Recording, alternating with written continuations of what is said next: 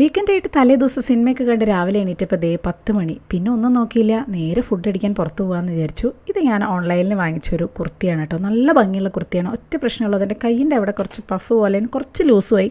ഒന്ന് ഷേപ്പ് ചെയ്താൽ അടിപൊളിയാവും. നല്ല കോട്ടൺ, നല്ല ക്വാളിറ്റിയുള്ള മെറ്റീരിയലാണ് കേട്ടോ. അപ്പോൾ പ്രൊഡക്റ്റ് പറ്റുവെച്ച് ഞാൻ ടാഗ് ചെയ്യാം.